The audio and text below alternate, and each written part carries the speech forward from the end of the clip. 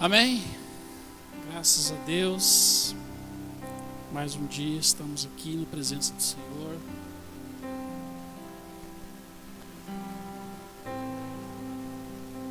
Meditar na palavra do Senhor. Amém?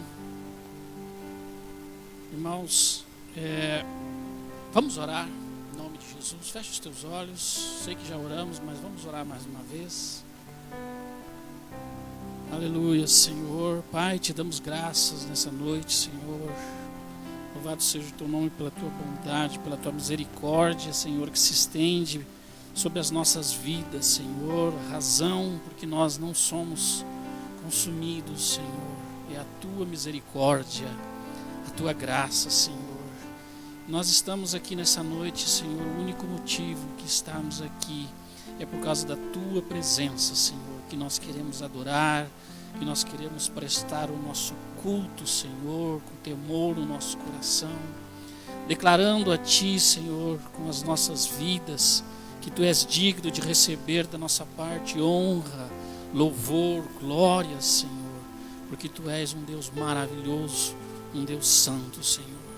Deus, nessa noite eu te peço que Tu rompas os céus, Pai, e que Tu manifeste a Tua presença no nosso meio.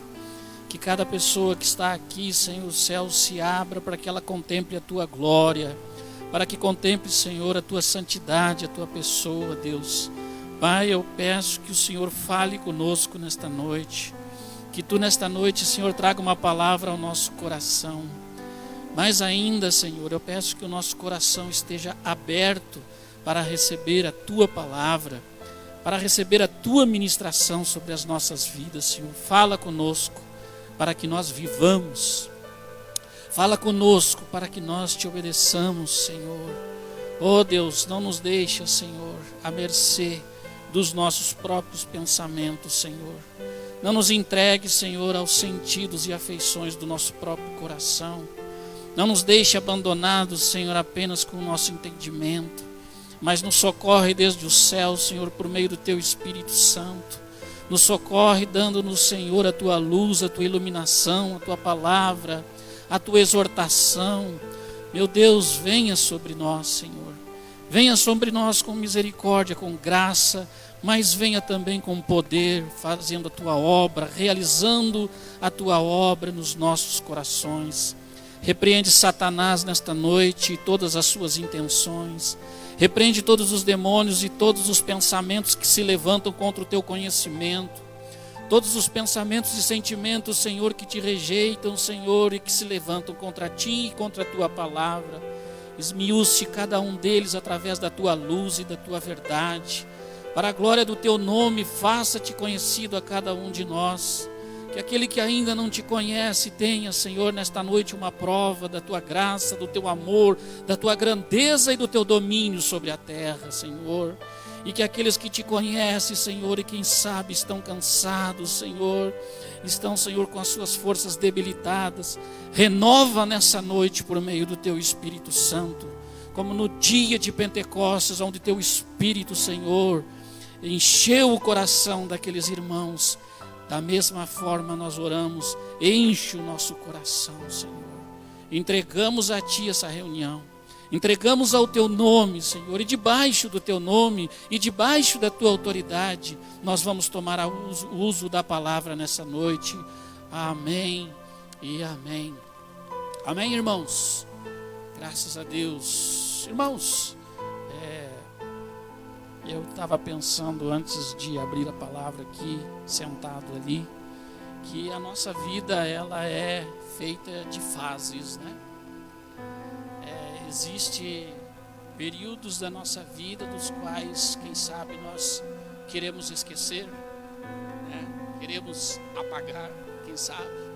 Eu tenho muitos desses momentos da minha vida que eu quero esquecer, momentos tristes, momentos difíceis. Existem momentos alegres, fases boas que nós gostaríamos que se repetisse quase sempre, né? Mas não é assim. E às vezes nós estamos bem e às vezes nós estamos mal. Às vezes nós estamos alegres e às vezes nós estamos tristes. E isso não é de a gente se admirar ou estranhar, queridos. A palavra de Deus diz no livro de Eclesiastes, capítulo 3, que existe tempo para todas as coisas debaixo dos céus. Amém? Existe tempo de estar alegre, existe tempo de se entristecer, existe tempos de bonança e existe tempos de tempestades. E o Senhor ministrou ao meu coração para trazer aos irmãos uma palavra nessa noite sobre tempos de desertos. O que seriam os tempos de desertos? São aqueles momentos da nossa vida onde nós estamos em profunda sequidão. São momentos onde parece que nada flui, nada anda, nada acontece como nós queríamos, as coisas começam a dar errado, seja na vida pessoal, seja na vida profissional, na família, e as coisas não se encaixam. Tudo isso vai minando as nossas forças, vai minando a nossa perseverança, a ponto de algumas pessoas, inclusive, desesperar. O apóstolo Paulo passou por uma situação assim, onde ele disse: e nós desesperamos ao ponto de desejar a morte. Já pensou? Ao ponto de desejarmos a morte. Mas o Senhor nos socorreu e nos deu o livramento. Então, os momentos de deserto são momentos onde, nesses momentos assim ruins, e que nós chamamos de, tipificamos eles como o deserto, porque o deserto é um lugar difícil, né? O deserto, ele simboliza esse momento de sequidão, aonde não há mantimento, aonde quando tem que estar frio, está calor, quando tem que estar calor, está frio. São situações que exemplificam a sequidão, né? A falta de vida. O deserto, ele tipifica tudo isso, e na Bíblia nós vemos vários momentos em que pessoas estiveram no deserto. O próprio povo de Israel passou 40 anos no deserto. Não é certo, irmãos? Jesus, ele foi levado pelo diabo aonde? Para o deserto, para ser tentado, para ser provado. Então, deserto é lugar de provação. Deserto é lugar de dificuldades. Mas existem lições no deserto. Existem coisas que nós temos que aprender no deserto. Eu estou falando aqui, e quem sabe você está meditando aí com seus botões, né? Que as experiências mais significativas da tua vida foram naqueles momentos mais difíceis. Se você observar, talvez as lições mais grandiosas em que Deus ministrou a sua vida foram nos momentos mais difíceis da tua vida. Então nós não podemos, irmãos, passar por essas dificuldades, passar por esses momentos sem aprender as lições que Deus quer nos ensinar. Amém? E eu quero compartilhar com os irmãos então algumas lições que nós podemos aprender ou que devemos aprender no deserto da vida. Amém? Abra sua Bíblia no capítulo 8 do livro de Deuteronômio.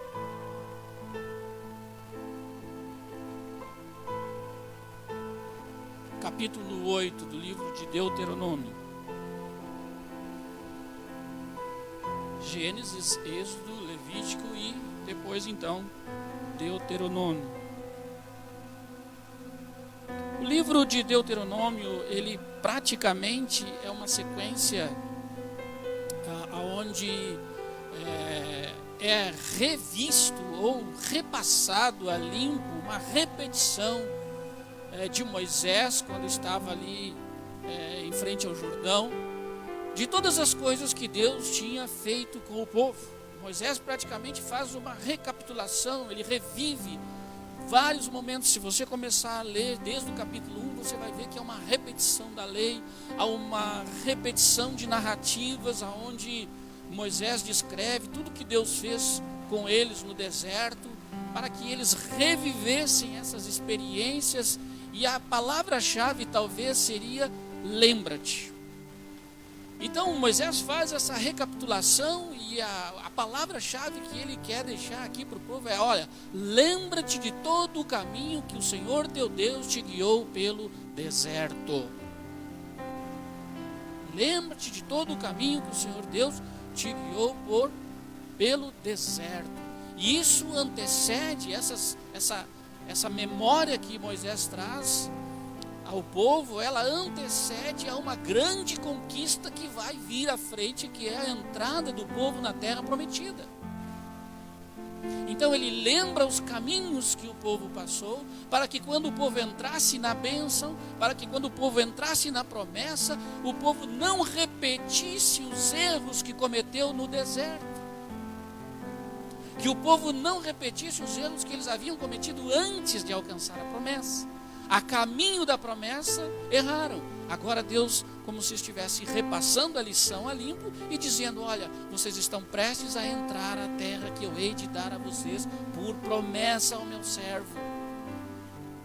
Então não cometam os mesmos erros, porque ali é onde eu ordenei a bênção para vocês, para o povo. Então, vamos ler aqui o capítulo 8, versículo 1, que diz assim: todos os mandamentos que hoje vos ordeno, guardareis para os fazer, para que vivais, e vos multipliqueis, e entreis e possuais a terra que o Senhor jurou aos vossos pais. E te lembrarás de todo o caminho pelo qual o Senhor teu Deus te guiou no deserto, estes 40 anos, para te humilhar e te tentar, para saber o que estava no teu coração, se guardarias os meus mandamentos ou não.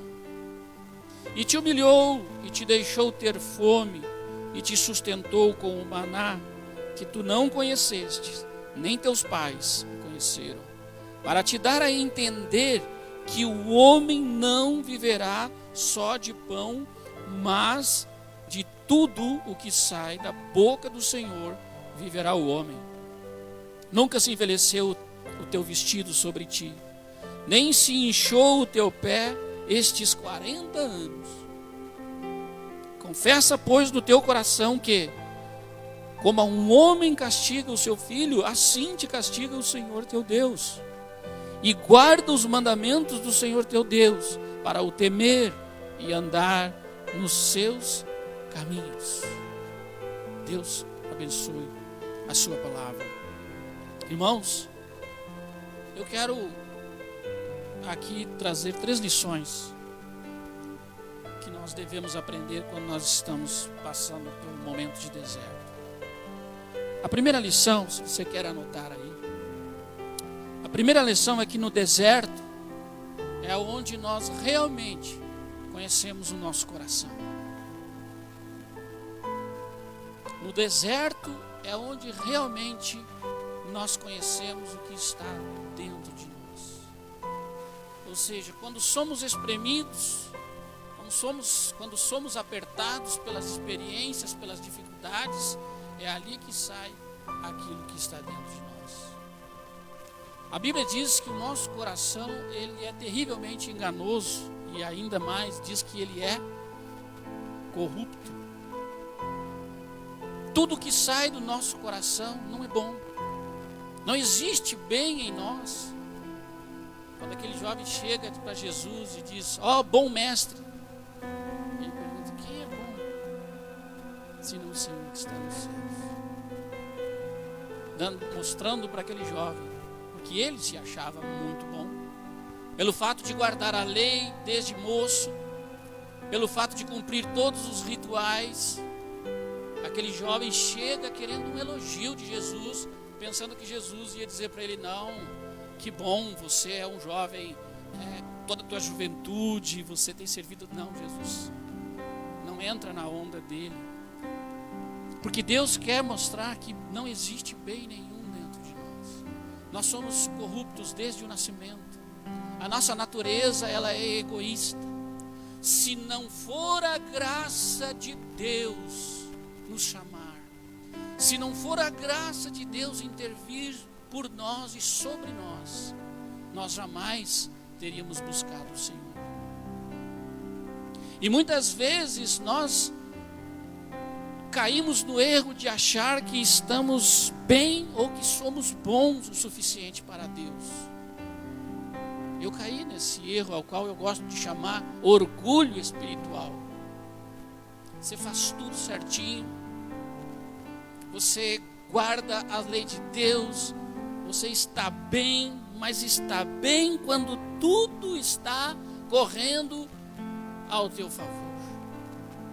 No momento que as crises começam a acontecer, nos momentos que as crises vêm, é onde nós vemos que aquelas pessoas corajosas, aquelas pessoas que cantavam, aquelas pessoas que pregavam, aquelas pessoas que tinham conhecimento, aquelas pessoas que estavam sempre liderando na hora da crise, é que salta para fora o que está dentro do nosso coração. Não foi diferente com o povo de Israel. Israel estava escravizado no Egito, subjugado por Faraó. E diz a Bíblia que Deus se lembrou do seu povo e da sua promessa. Deus então levanta Moisés e ordena Moisés a ir libertar o povo. Moisés não queria ir. Moisés diz assim: quem eu vou dizer para eles? Eles não vão me ouvir. E Moisés então, e Deus então derrama sobre Moisés da sua graça, da sua fortaleza, e diz: Moisés, tu vais tirar o povo com a mão forte do Egito. Moisés tira o povo do Egito. Quando chega no deserto, passa pelo Mar Vermelho, mas o povo faz o quê? Guiado pela nuvem, protegido do sol. Diz aqui o texto que o seu pé nunca inchou, a sua roupa nunca se esvaneceu e se envelheceu. Quando faltou água, Deus tirou a água da rocha. Deus fez milagres no meio daquele povo. Mas diz a palavra de Deus que o povo levantou a murmurar. Veja o que diz a Bíblia. Eu vou pedir que alguém me ajude com a leitura, amém? Então os irmãos me ajudem aí. Veja o que diz a Bíblia em 1 Coríntios capítulo 10 e versículo de número também 10.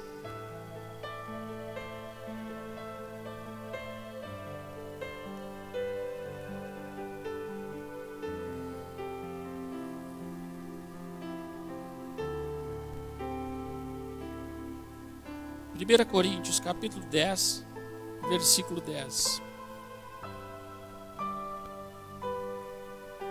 Vamos ler desde o 7 para dar mais ênfase no contexto.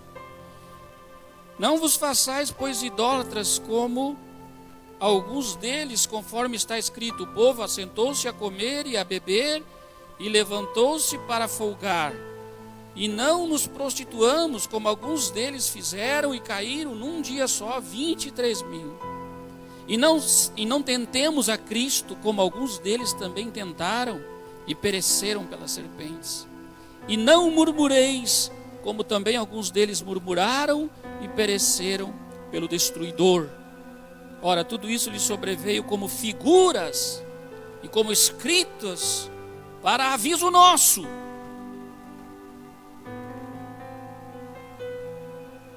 para quem já são chegados os fins dos séculos.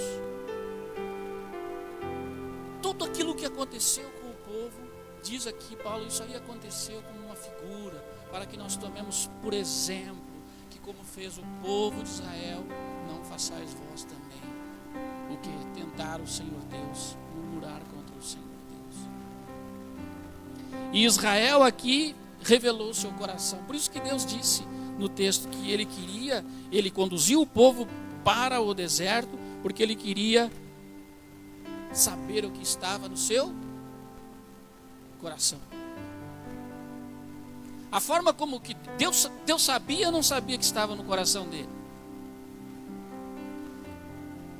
Eu pergunto aos irmãos, Deus sabia ou não sabia que estava no coração deles? Então por que Deus precisava permitir que eles passassem pelo deserto? Porque o povo precisava saber o que ia no coração. Essa é a lição que Deus quer dar a Israel.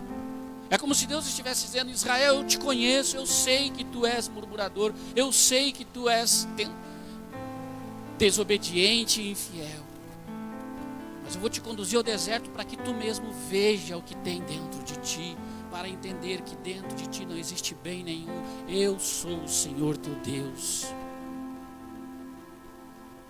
eu sou o único que posso te salvar. E agora Deus traz à tona o que está no coração deles. E o que estava no coração deles, irmãos? Murmuração. Talvez um dos maiores pecados que existe no nosso coração é a murmuração. Não é? Quando as coisas não estão bem, a gente tem que achar alguém para colocar. Isso é próprio. Não se sinta, irmãos. Não te sinta mal por eu estar pregando dessa forma, porque eu estou falando o que eu sei.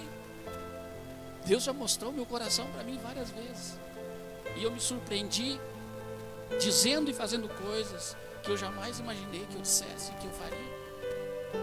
Sabe por quê?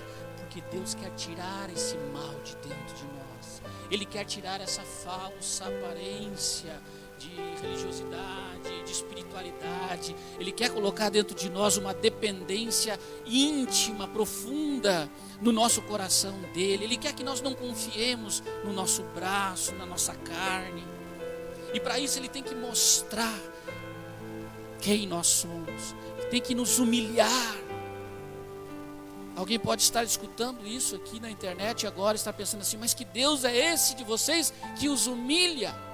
Sim, Deus permite que a humilhação venha sobre nós, para que nós entendamos que Ele é o Senhor e que bem algum existe dentro de nós. Isso deve nos colocar numa situação, irmãos, onde nós venhamos a nos colocar no nosso lugar, aonde a gente venha a entender que Deus é Deus e nós somos os seus filhos, os seus servos. Isso deve nos colocar numa situação de que nós não somos melhores do que os outros. Eu não sou melhor do que ninguém aqui.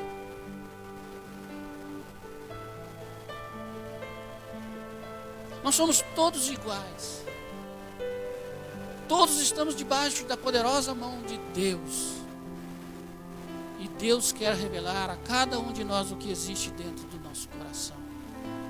Deus não vai permitir que você passe pela sua vida sem Ele tirar de dentro de ti todo o orgulho, toda a vaidade, toda a raiva, toda a ira, todo o ódio, toda a falta de perdão, toda a ingratidão, toda a infidelidade. Deus não nos vai permitir brincar de vida espiritual. Ele quer realmente entrar no profundo do nosso coração e Ele quer realmente operar uma obra maravilhosa na nossa vida. Para quê? Para que nós possamos estar preparados para o seu reino, porque lá não haverá essas coisas. Amém, meus queridos? Deus, Ele quer acabar com essas coisas em nossa vida.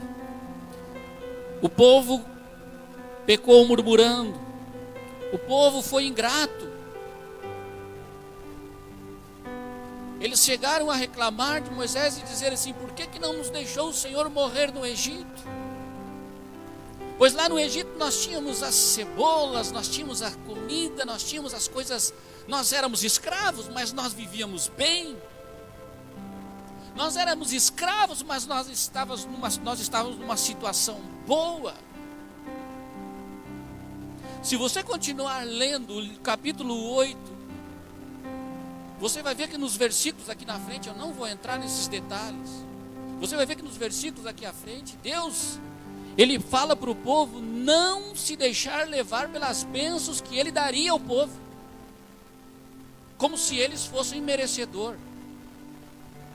Ele diz assim: não é porque o vosso gado se multiplicará, que as vossas riquezas se multiplicarão, que as vossas terras serão muitas, que vocês serão bens, terão muitos bens, que vocês devem se gloriar. E isso aqui vai contra a mensagem que está sendo pregada hoje em dia. As pessoas estão sendo atraídas para Deus através de bênçãos. O evangelho que nós estamos ouvindo, na maioria das vezes, salvos raros exceções, é um evangelho de promessas. É um evangelho que vem para a igreja, a tua vida financeira vai melhorar. Vem para a igreja e você vai ser curado. Vem para a igreja que a tua situação vai se transformar. Vem para a igreja que a bênção é certa. É o evangelho das promessas. É a teologia da prosperidade. Não que eu seja contra a prosperidade, mas contra a teologia como se tem pregado por aí. Ela não tem nada a ver com Deus. Porque Deus, antes de nos abençoar, Ele nos faz passar pelo deserto, para saber o que tem no nosso coração. Deus nos atrai pelo seu amor, pela sua graça. Deus quer que nós o sirvamos não porque Ele nos abençoa, mas porque Ele merece a nossa obediência, Ele merece o nosso serviço, Ele merece o nosso louvor, Ele merece a nossa adoração. Então, esse tipo de mensagem não é muito bem aceita nos dias de hoje. Por quê? Porque ela nos humilha. Ela nos humilha. Ela coloca Deus como nosso serviçal. É uma doutrina que Deus só nos serve enquanto Ele nos abençoa. O dia que Deus deixar de me abençoar nessa igreja, eu vou para outra. E assim os crentes andam pulando de igreja em igreja procurando a bênção. É verdade ou não é, irmãos? Me diz se eu estou mentindo. Olhe para mim e me diga se eu estou mentindo. Não há mais fidelidade. Não há mais discernimento do que a igreja. O que há são pessoas egoístas, querendo a busca dos seus benefícios, querendo o prazer. Até na igreja, as pessoas buscam se sentir bem. Ora, o evangelho não é para nós nos sentirmos bem. O evangelho é a boa notícia de que estamos perdidos e que agora Cristo morreu para nos salvar. O evangelho é a boa notícia de que nós estamos condenados, mas Cristo veio para nos restaurar. O evangelho é a boa notícia que é chegado até vós o reino de Deus. E que nós devemos viver debaixo de uma liderança de um rei. Então, é bom quando nós passamos por essas situações, porque Deus, por mais que eu pregue isso, por mais que nós ouçamos isso, é uma experiência que cada um de nós temos que passar, aonde Deus vai nos mostrar o que Ele quer de nós. Milagres e bênçãos, elas não são garantia de que o povo será fiel, porque ninguém provou mais milagres do que o povo de Israel. Não é verdade, irmãos? Todavia, eles foram murmuradores, eles foram ingratos e eles foram infiéis, adorando os seus ídolos. Moisés, quando desce com o monte, seu rosto resplandecendo, Deus acaba de lhe dar a sua lei e o povo está adorando o ídolo. Por quê? Porque provaram da libertação, provaram dos milagres, provaram das bênçãos, mas não tinham um coração fiel. Queridos, Deus está dizendo nessa noite para nós que Ele quer nos dar um coração fiel. Amém? Ele quer produzir em nós gratidão e Ele quer produzir em nós fidelidade. Deus seja louvado. Segunda coisa que nós vamos aprender no deserto. A primeira é que no deserto é que nós vamos conhecer o nosso coração. Amém? Aí a gente se decepciona um pouco. Você já se decepcionou com você? Que bom. Que bom que não foi só eu. Amém? Queridos, olhem para mim. Estamos falando de igual para igual. Certo? Então a primeira coisa é que Deus, Ele quer revelar o nosso coração, Ele quer nos humilhar, Ele quer mostrar, olha, você não é nada sem mim. Vocês se acham que vocês são a última bolacha do pacote porque eu vos escolhi, mas não é assim. Vou mostrar para vocês como vocês não são tão bonzinhos assim. Aí aperta a coisa, o pessoal vaza. Não, aquela igreja não. Irmãos, não existe igreja ruim e igreja boa. Existe igreja que prega a verdade e igreja que não prega a verdade. Existe igreja pentecostal e igreja tradicional.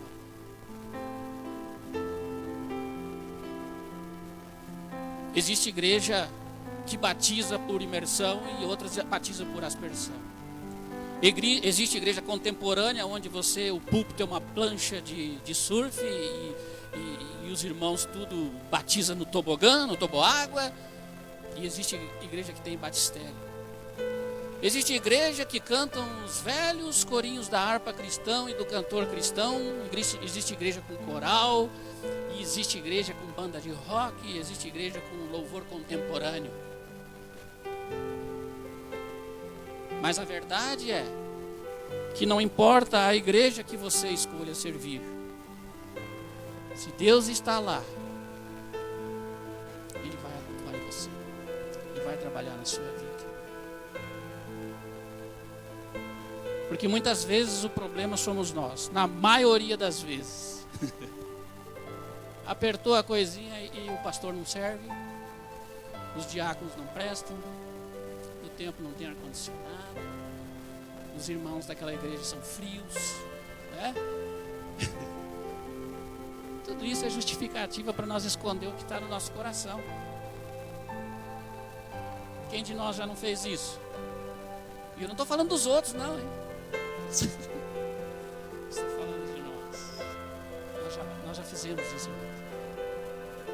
Nós precisamos entender e aprender isso. E a partir de agora dizer, Deus, eu quero servir ao Senhor, eu quero cultuar o Senhor.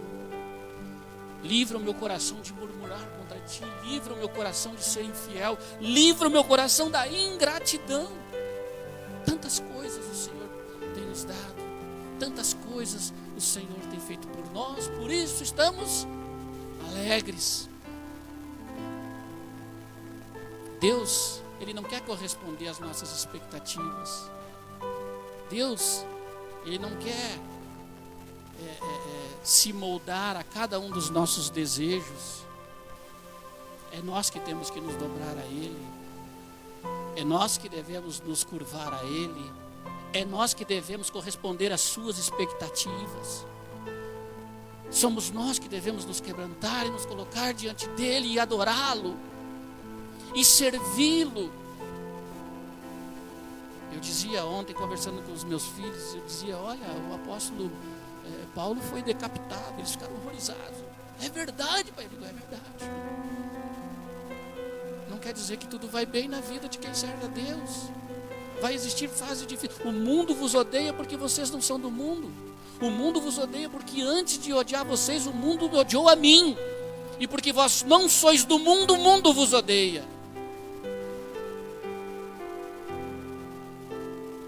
Quando nós amamos de fato a Cristo, nós somos inimigos do mundo. Nós temos uma guerra. Quando nós de fato servimos a Cristo, nós estamos fora desse sistema. E entramos para o sistema do reino de Deus. Aonde no reino de Deus existe um rei. E existem súditos. E nós somos os súditos do rei e do seu reino. E Jesus ensinou isso várias vezes. Olha, no mundo, eles lhe lideram assim, cada um querendo ser maior que o outro e ser grande. Mas eu vou dizer para vocês, no reino de Deus não é assim. Quem quiser ser grande, seja o vosso servo. Seja o vosso servo. Ele vai lá, pega uma bacia e lava os pés dos discípulos. Esse é o nosso rei, irmãos. Amém? Esse é o nosso Senhor nos dando exemplo de como nós devemos viver. Não caiam, irmãos. Eu falo isso para advertência nossa. Não vamos cair na onda que está por aí. Amém? Nós seguimos o Evangelho de Jesus. E o Evangelho de Jesus não é para os fracos. O Evangelho de Jesus também não é para os fortes. O Evangelho de Jesus é para os pecadores que se arrependem e o têm como Senhor da sua vida. Amém? Segunda lição, então. É no deserto que conhecemos o nosso inimigo. Se você observar aqui, você abre a Bíblia do capítulo... Já volte as folhas atrás aí de Deuteronômio. Se você observar um pouco aqui, veja comigo no capítulo 2, como ele está fazendo um memorial, ele está trazendo à memória uma série de coisas. Você observe no versículo 5 que ele diz assim, 2 e 5. Não vos entremeteis com eles, falando ali do povo de Esaú, né? Dá ordem ao povo dizendo, versículo 4, passareis pelos termos de vossos irmãos, os filhos de Esaú, que habitam em Seir, e eles terão medo de vós. Porém, guardai-vos. Não vos entremetais com eles. Ou seja, Deus está dizendo assim, não entre em guerra com esse povo aí. No versículo 9 ele diz a mesma coisa, olha aqui. Presta atenção em mim. Então o Senhor me disse, isso é Moisés falando, não molestes a Moabe, e não contendas com ele em peleja, porque não te darei herança a sua terra, porquanto tenho dado a Ar os filhos de Ló, por herança. Então não te mete com eles também, não entra em guerra com esse povo aí. E aí ele vai falando, no versículo, depois você pode ler em casa, nós não temos tempo, mas no versículo 16... E sucedeu que sejam já consumidos os homens, versículo 17. O Senhor me falou dizendo, hoje passarás por Ar, pelos termos de Moabe, e chegarás até defronte dos filhos de Amon. Não os molestes, não brigue com eles não. No versículo 24, a coisa muda. Ele diz assim, levantai-vos, parti e passai o ribeiro de Arnon, eis que na tua mão tenho dado a Seom, Amorreu, rei de Hesbom, e a sua terra. Começa a possuí-la e contende com eles em peleja. E aí começa a dizer com quem que eles têm que brigar, com quem que eles têm que guerrear e com quem que eles têm que se desviar. Ou seja, de uma certa forma, Deus está orientando o povo de Israel que ia possuir a terra, mas que teria muitas guerras na conquista. Só que nestas guerras, Deus orienta Moisés e diz, esse é inimigo e esse não é. Com esse você guerreia porque eu já dei eles na sua mão, e com esses não.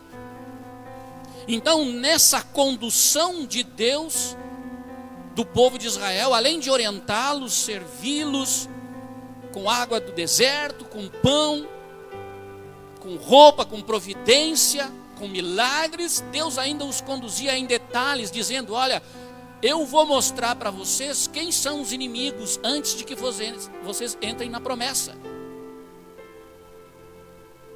Então o que Deus queria era ensinar-lhes a reconhecer os inimigos. E é o que nós temos que aprender. Quando nós estamos em momentos difíceis, em momentos de deserto, onde nós não vemos saída, onde nós não temos respostas, onde a tentação vem, onde as coisas estão difíceis, parece que todo mundo se levanta contra nós. Parece que o mundo conspira contra nós. Você perde o trabalho, você sai do emprego, os negócios não dão certo, problema na família, os filhos. E você cai naquele desespero e diz, meu Deus, onde é que eu pequei contra ti? Doenças. E essa teologia da prosperidade, da confissão positiva, ela prega isso. Ela prega que se houver uma doença na sua vida é porque você está em pecado, porque Deus te abandonou. Alguma coisa Deus tem contra ti. Isso é uma mentira. Isso não é teologia e muito menos evangelho. As coisas acontecem porque nós estamos vivendo debaixo do sol. E Deus abençoa tanto justos como a injustos. Coisas boas e coisas ruins acontecem porque nós estamos debaixo de uma condição temporal e humana. Mas nós contamos com um Deus que nos dirige e nos livra de todo o mal. Amém? Então, quando nós estamos nessa situação, nós precisamos identificar contra quem pelejar. E é nesses momentos que as coisas começam a desandar na nossa vida. Nós acabamos brigando com a nossa esposa, nós acabamos brigando com o nosso esposo, nós acabamos brigando com os nossos filhos, nós brigamos com o patrão, nós vemos conspiração por tudo que é lado. Sendo que a Bíblia diz que o nosso inimigo é quem? Efésios capítulo 6 e versículo de número 12. Alguém lê para mim, por favor.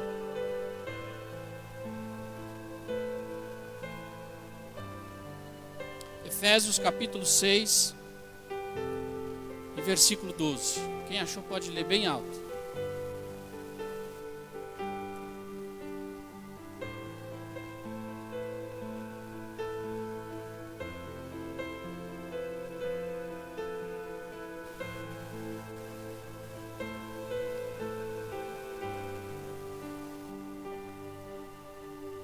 A nossa luta não é contra a carne e o sangue. Irmãos, nossa luta não é humana. É aí que nós devemos de aprender. Nos momentos difíceis, não são as pessoas que estão nos atacando. Se bem que o diabo usa as pessoas. Olhem para mim.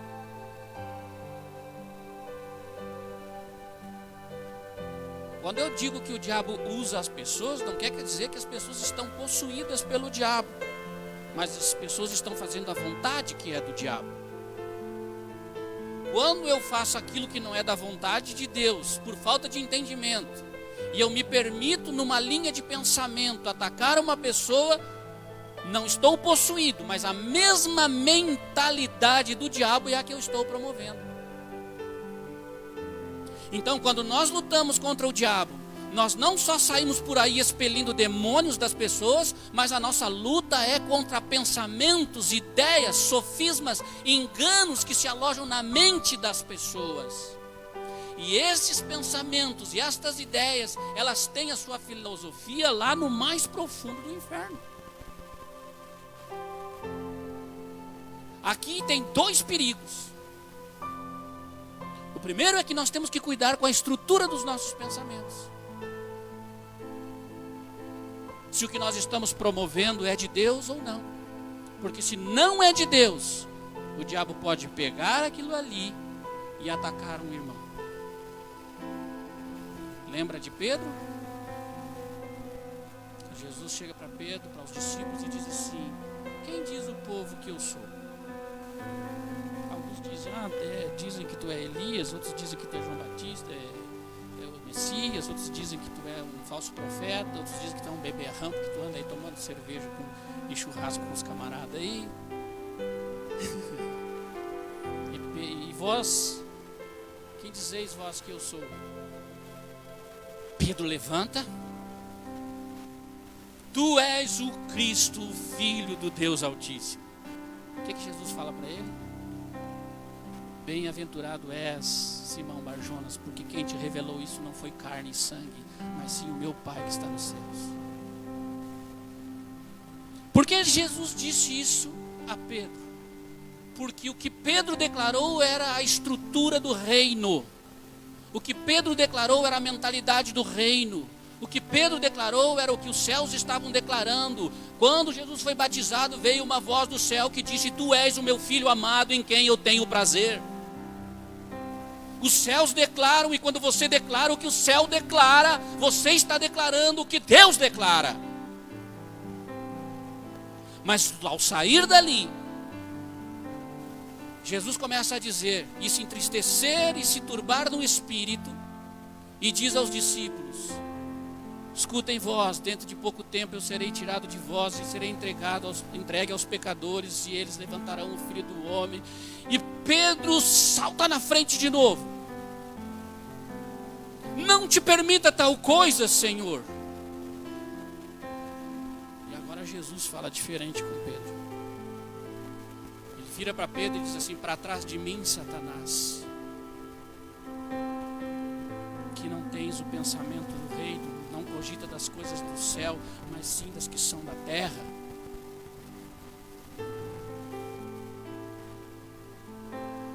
Jesus não repreendeu Pedro porque ele estava possuído pelo diabo. Mas quando Pedro disse, não te permita tal coisa, essa era a filosofia do diabo. O diabo não queria que Jesus fosse à cruz. Todo pensamento que se levanta contra a cruz de Cristo, ela não é do reino de Deus. Portanto, quando eu alimento, e quando eu promulgo, e quando eu profetizo coisas que não estão alinhadas com o reino de Deus, eu não estou fazendo um serviço ao Evangelho. Nós não podemos cair na infantilidade de achar que o diabo só usa pessoas do mundo. Nós não podemos pensar que o diabo só usa as estruturas as quais nós achamos maléficas e diabólicas. O diabo, ele usa coisas boas para envolver as pessoas a distanciar-se da cruz. O diabo usa sentimentos bons para levarem as pessoas a distanciar-se da cruz. Tudo que está dentro da nossa mente e do nosso coração, que vem para nos distanciar da cruz, não vem de Deus. Não tem o seu apoio no Evangelho. Podem ser boas intenções, mas se elas vão tirar da cruz, se elas vão fazer você tomar o caminho inverso da cruz, elas não são de Deus. Então eu tenho que saber como eu luto. Eu tenho que entender que eu preciso sair da meninice espiritual e entrar numa guerra de verdade. Eu tenho que entender que batalha espiritual não se faz com um grito, com óleo, com unção, com expulsão de demônios. Batalha espiritual se faz com a verdade do Evangelho, com a justiça de Cristo sobre a terra. Amém, meus irmãos? Ainda que batalha espiritual envolva a expulsão de demônios, mas nem sempre o diabo vai se manifestar assim. Todo mundo reconhece um demônio, mas nem todos estão aptos a identificar as filosofias e os sofismas de Satanás. A Bíblia diz que as nossas armas não são humanas, mas elas são poderosas em Cristo Jesus para destruir todo o conhecimento que se levanta contra o reino de Deus. Amém, irmãos? Os irmãos estão comigo, me apoiando nessa guerra aqui? Nós estamos numa guerrinha boa hoje. Uma batalha boa, excelente. E eu preciso que os irmãos estejam comigo na verdade, na justiça e no juízo. Amém? Alguém lê para mim Hebreus. Vou pedir que a minha esposa leia Hebreus capítulo 5 e versículo 14.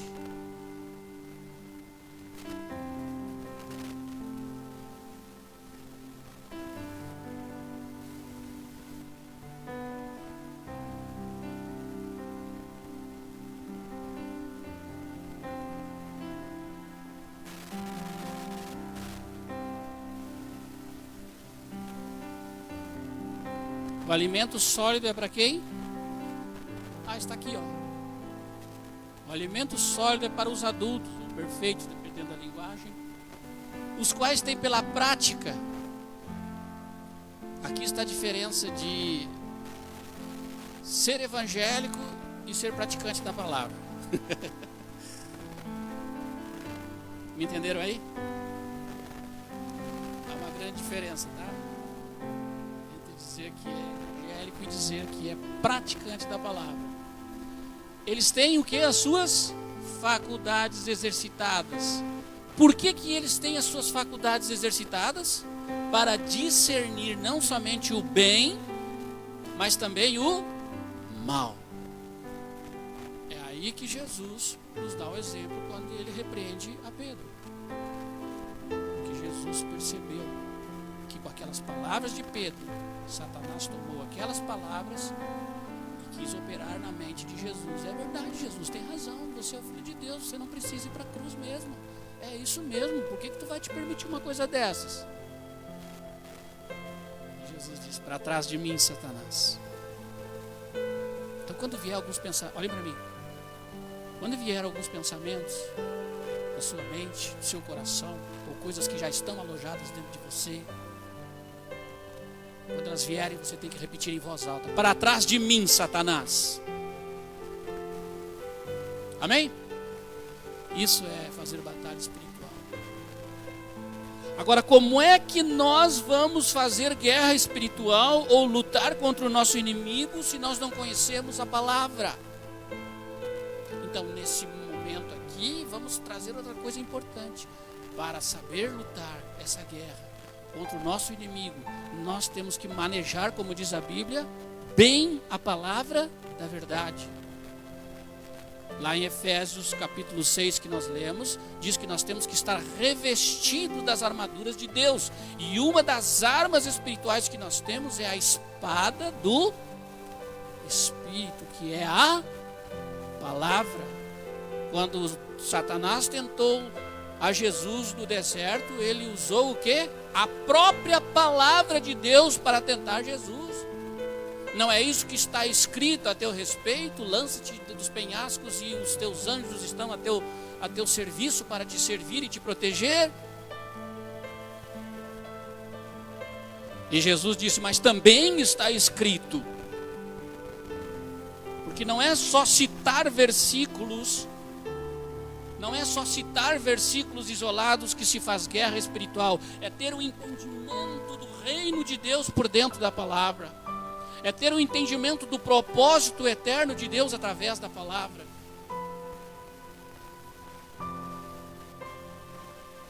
Transforma essas pedras em pães.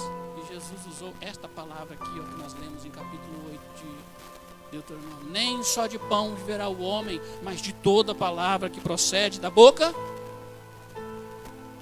Até que chegou o momento que Jesus disse, vai-te, Satanás, para trás de mim, arreda daqui. Diz que Satanás o deixou.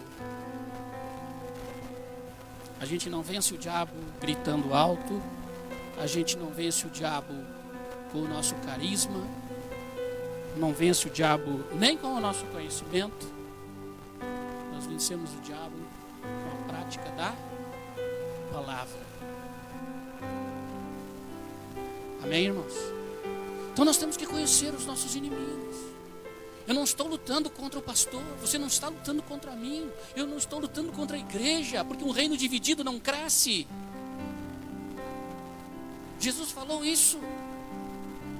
Então um reino que está dividido não pode crescer.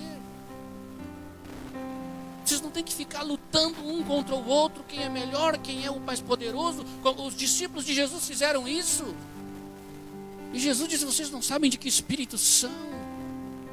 Um querendo sentar à direita, outro querendo sentar à esquerda. A igreja de Corinto era cheia de divisão, cheia de problemas desse tipo. E Paulo disse, mas vocês não entenderam o evangelho? Nem eu, nem Apolo, nem Pedro somos coisa alguma, nem nenhum irmão, mas Cristo é tudo em todos e nós, a esperança da glória.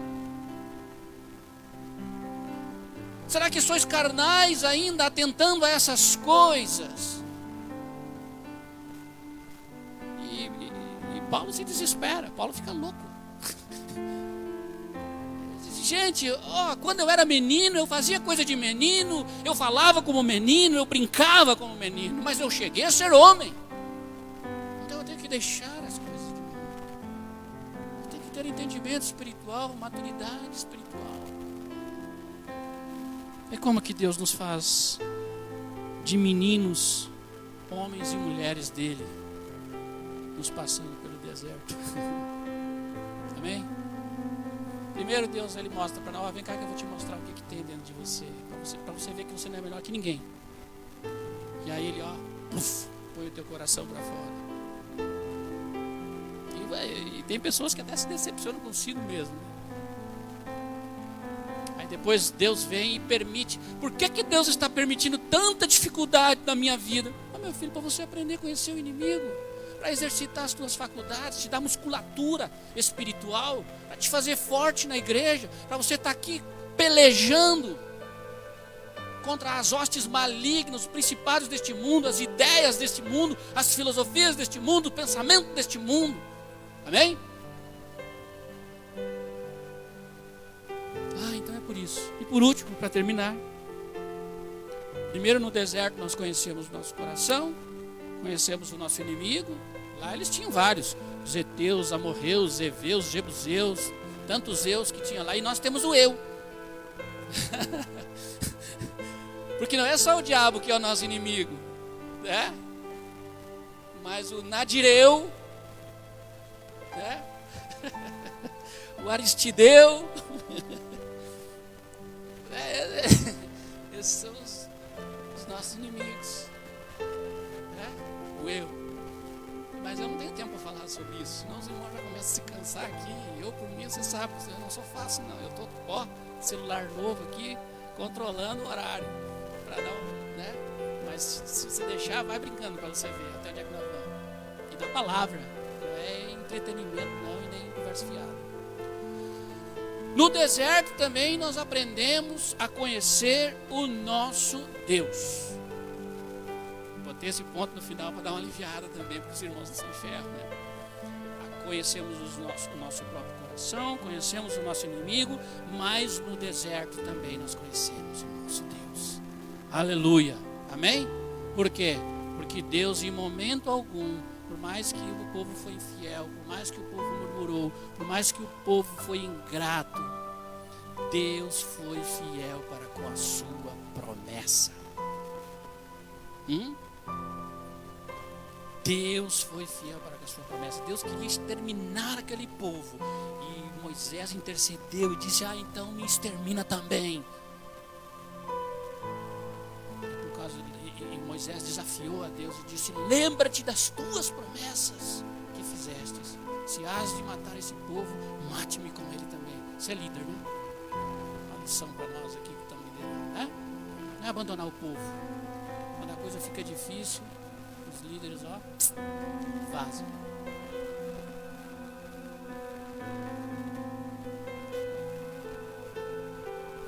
Amém, irmãos? Nós precisamos conhecer o nosso Deus. Por mais difícil que a situação seja, por mais difícil que você esteja passando e até não seja compreendido. Sabe aqueles momentos que você procura o irmão para ter uma palavra e parece que o irmão não te entende, ele te coloca mais para baixo ainda, né? Te dá umas, tipo aqueles amigos de Jó, já te dá umas lapadas na orelha, e aí você vai, procura o pastor, e parece que o pastor não consegue entender o que está passando. Você já teve momentos assim? Você procurou, por tudo que é lugar, você procurou uma saída, uma escapatória, e não teve jeito. Parece que as pessoas não alcançavam entender o que você estava passando. Esse é o momento que Deus quer tratar pessoalmente conosco. Parece que Deus fecha o olho do pastor para não entender o que você está passando. Parece que você vai procurar um irmão, que o irmão está... Deus faz ele sair de casa para chegar lá e dizer: puxa vida, quem eu esperava que pudesse me ajudar.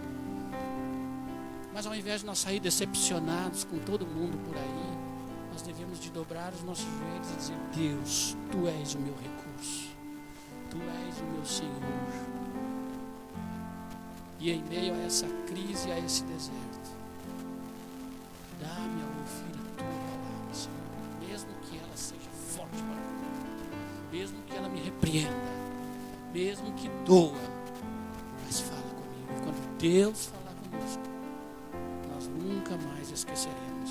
Nós estamos sendo exercitados na vida espiritual.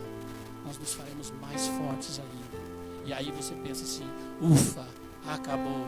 Não, tem o segundo round. Aí vem a batalha mais forte.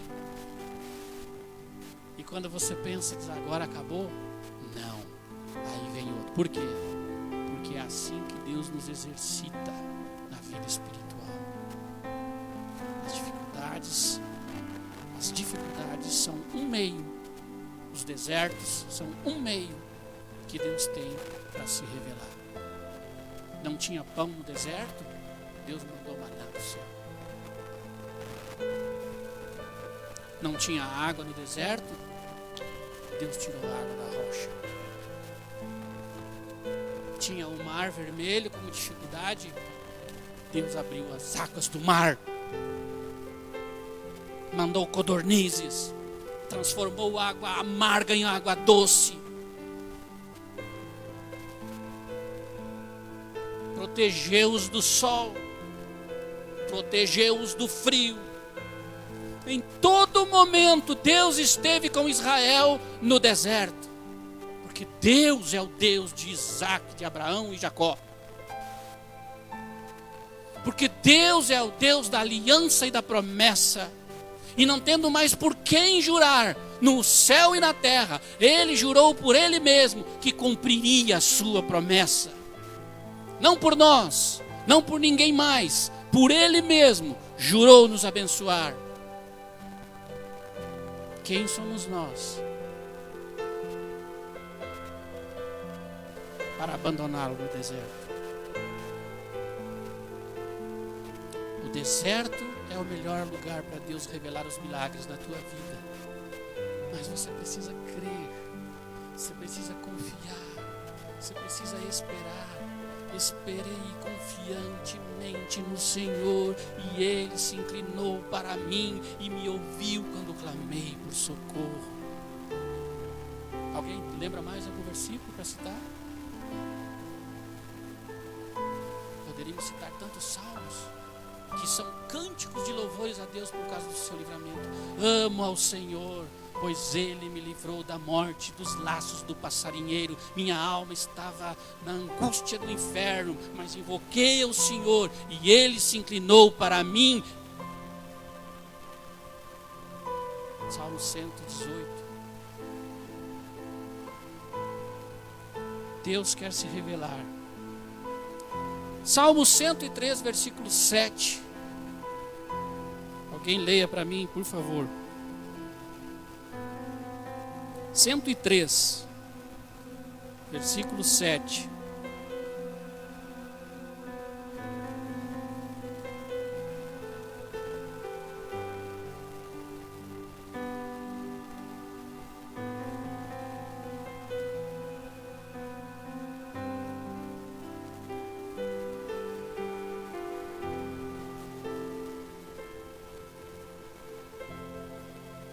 Aqui está.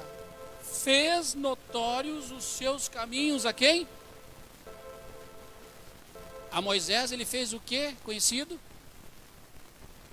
Me ajuda aí, igreja. Fez o que? Os caminhos. Mas ao povo fez o que conhecido? Os feitos. Olhem para mim. Uma coisa é conhecer os caminhos do Senhor, aonde Ele nos dirige e diz: é para cá que tu vai, é ali que eu vou te guiar, é aqui que é o caminho. Como dizia Isaías: ouvirás detrás de ti uma voz, quando desviares para a esquerda e à direita, ouvirás detrás de ti uma voz dizendo: este é o caminho, andai por ele. Caminho significa direção de Deus. Quando nós dizemos que conhecemos o caminho de Deus, nós conhecemos a intimidade do Senhor que revela para nós a sua vontade. Moisés conhecia o caminho de Deus, a intimidade com Deus. O povo só conhecia os feitos, os milagres. Nós temos que sair da dimensão dos milagres para entrar na dimensão da intimidade. Vou repetir. Nós temos que sair da dimensão dos milagres para entrar na dimensão da intimidade. Porque milagre não garante intimidade. Milagre não garante fidelidade. O senhor está dizendo, então, pastor, é que nós não devemos buscar mais os milagres? Não, nada disso. Mas os milagres não são um sinal para crente.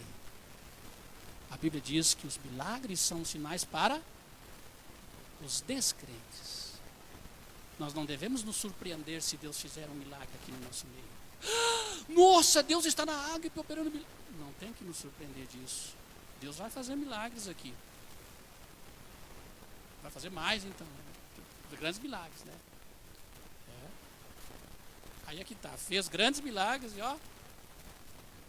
O povo está buscando milagre por aí, né? Vai começar uma nova fase na nossa vida aqui, em nome de Jesus.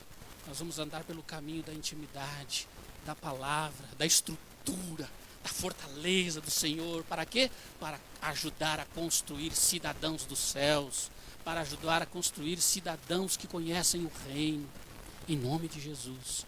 Moisés conhecia o caminho, o povo os feitos. É isso que nós precisamos. Nós precisamos conhecer o nosso Deus na sua intimidade. Vamos ficar de pé. Eu teria mais coisas para falar, mas eu acho que já é suficiente.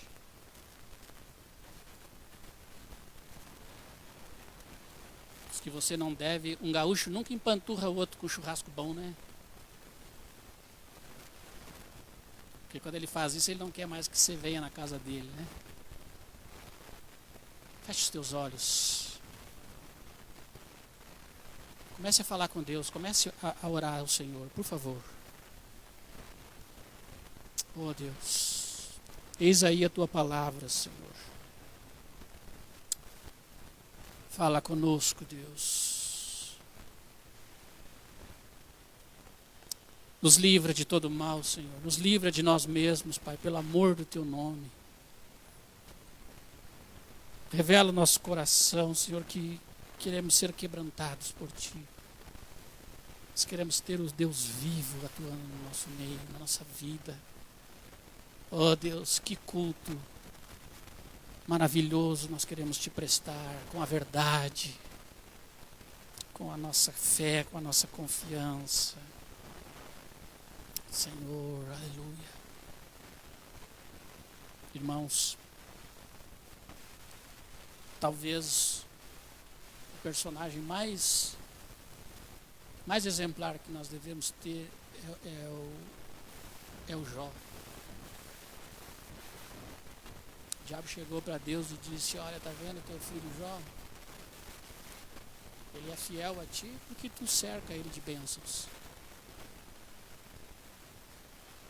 Mas deixa eu tocar nele e você vai ver se ele não vai blasfemar contra o teu nome.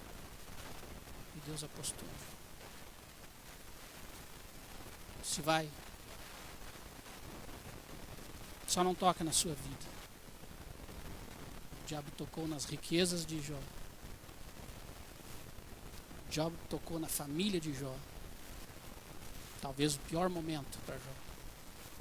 Riqueza você constrói, mas família não. Família dói demais. Família foi o ponto crucial. Mas Jó não blasfemou. Os amigos dele disseram: blasfema, está em pecado, Deus te abandonou. A mulher dele disse para ele: larga a mão desse Deus, deixa de ser bobo, para com isso, olha o que está acontecendo na tua vida. Mas Jó permaneceu fiel, reclamou com Deus, lutou com Deus, chorou, gritou, está doendo. Não ficou ali naquela falsa espiritualidade: amém, glória a Deus. Não. Deus, por que fazes isto comigo? Mas no final das contas, no último capítulo, 42, versículo 5, se não me engano, Jó resumiu tudo o que aconteceu com a vida dele, dizendo assim: antes eu te conhecia só de ouvir falar, mas hoje os meus olhos te contemplam. Amém? Que Deus nos abençoe. Que Deus nos guarde, nos dê uma boa semana. Que Deus nos livre de todo mal, para a glória do Senhor.